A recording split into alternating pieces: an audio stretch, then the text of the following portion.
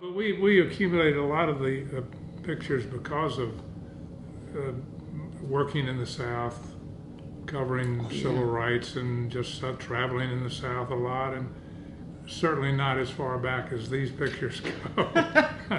But those scenes are very evocative still, I think. Even though they're all gone now, you look at those pictures and the people in the pictures, and they really resonate on a lot of different levels. They were real people, unlike nobody's posing, you know. Yeah, these were actual real people. They lived and they breathed and they had lives, and their lives are almost always interesting on some level. Yeah. You look at them and wonder, gee, I would love to have met those people and been able to ask them a lot of questions about themselves and what they did and why they did it, and what attracts somebody to a photograph or a painting or any piece of art. It's so individual, I think. Usually when we were doing this, a few I bought by myself, but most were bought jointly, and we would look at a lot of different pictures and always agree on the ones we liked most. But I don't know as I could tell you why. There was just something about the picture that really appealed to both of us. I do think it had a lot to, in my case, at least I think it had a lot to do with that sense of place, that sense of you don't mistake any of these places for somewhere else in the world. They're all the American South, and you can't miss it. I think when we originally started, we didn't have quite the focus. Right. Maybe this is probably typical of people who really aren't thinking about a collection. They're just looking at interesting photographs and buying things that appeal to them. And I guess in the back of our minds too was the idea of trying to have a broad collection representative of a lot of different types of photographers. And then we realized as we got along that we were going to have to focus a little more.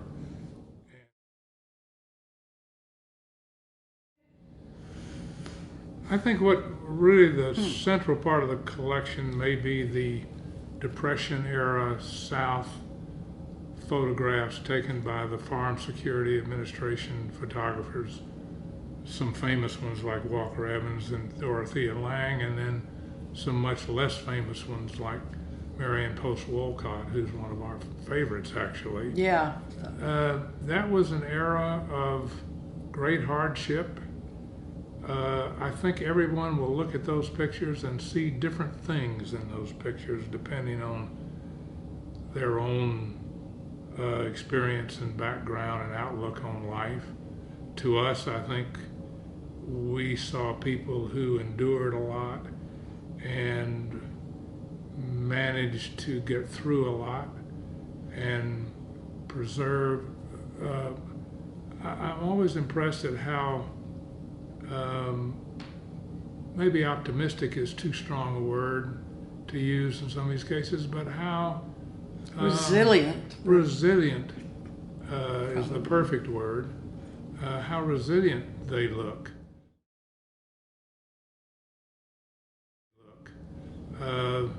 Sally's favorite picture by Marion Post Wolcott of the woman with TB on the porch. She has burning eyes and she's feverish look. A wonderful picture, and it's amazing to me. I don't know whether you call her happy exactly, but she does look rather happy.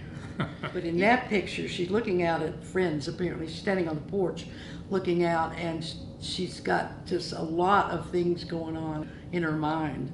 And she's, I think she looks feverish and fascinating.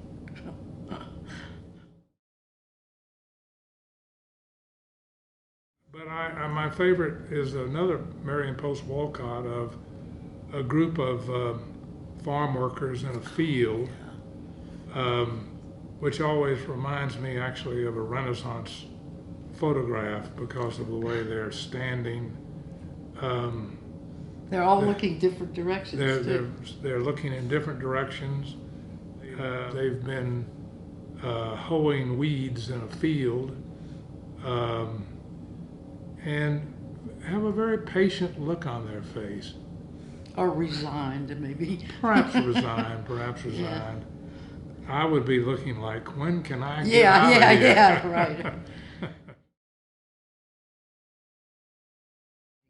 Two are from Macon. They were bought at auction, and I was attracted to them because a couple of those pictures were really very striking to me, again because of the people in them. One's a picture of young boys, really, and another a picture of young girls. Both worked in a cotton mill in my hometown that I knew really quite well.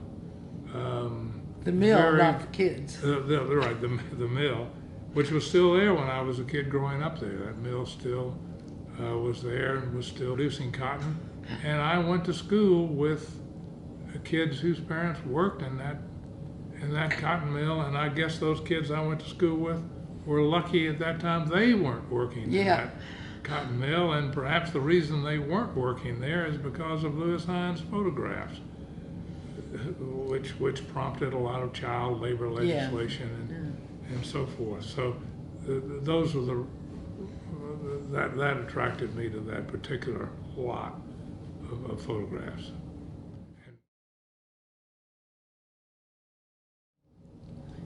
Yeah, well, one example that nobody much has heard of is the young Danish man, Peter Seekier, who came over, rich family, got bored with Denmark, which apparently was very boring at the time, and had a lot of money, and hooked up with Walker Evans. And Peter Seekier was an extrovert, and Evans apparently an introvert, and he often ran, sort of went ahead and helped Evans get in things like the Black Atlanta Barbershop and some other places. He could apparently talk to anybody and get along with anybody, and Evans was much more of an introvert.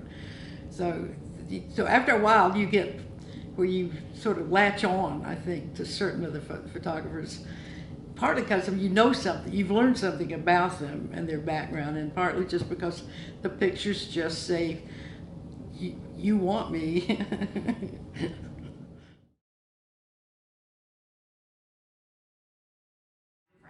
They had to carry these enormous boxes full of equipment.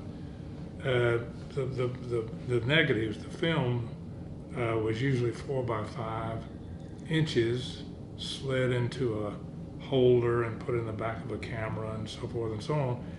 It's interesting that as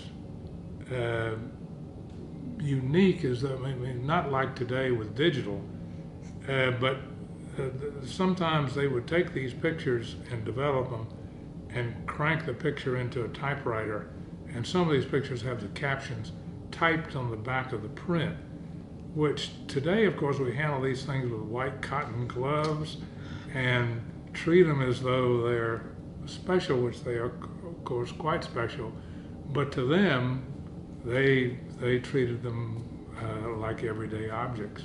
So some of them were quite beaten up.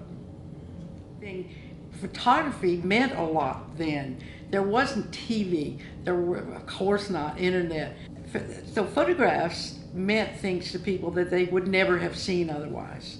So, and that's why they had so much impact, I think, on economics and politics, and the fact that people read magazines. Magazines is what Life magazine brought. I lived for getting Life magazine every week when I was a kid. That's where you saw what was happening in the world. Life particularly was based and grew on photographs. And that's where some of the best photographs in the world were first seen, I think. I like